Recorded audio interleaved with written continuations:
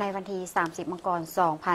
2026 ที่สภาแห่งชาติฐานนางปานิยาทอตู้ห้องประธานประเทศแห่งสาธารณรัฐประชาธิปไตยประชาชนลาวได้ให้เกียรติต้อนรับการเข้าเยี่ยมคำนับอำลาของทานโจนาเธน ดาร์คิง เอกอัครราชทูตแห่งนูแวนเซลังประจำสาธารณรัฐประชาธิปไตยประชาชนลาวซึ่งมีสำนักงานตั้งอยู่บางกอกราชอาณาจักรไทยในโอกาสสำเร็จการปฏิบัติหน้าที่การทูตอยู่สาธารณรัฐประชาธิปไตยประชาชนลาว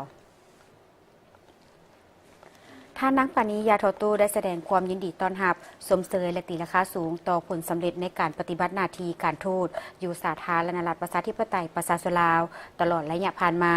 ซึ่งทานเอกอัครราชทูตได้ประกอบส่วนอย่างห่าวหันเข้าในเวียกงานส่งเสริมและสุขยุกการพัวพันหัวมือระหว่างสาธารณรัฐประชาธิปไตยประชาชนลาวและนูแวนเซลังในระยะผ่านมาลาวและนูแวนเซลังได้สร้างสายพัวพันการทูตน้ำกันในวันที่ 7 กุมภาพันธ์ 1963 การพัวพัน2ฝ่ายได้ดำเนินและขยายตัวอย่างต่อเนื่องการแลกเปลี่ยนการเยี่ยมยามระหว่างการนำขันสูงและขันต่างๆของ2ประเทศได้เริ่มต้นแต่ปี 1965 เป็นต้นมาเคียงคู่กันนั้น2ประเทศก็ได้ให้การสนับสนุนซึ่งกันและกันในเวทีภาคพื้นและสากล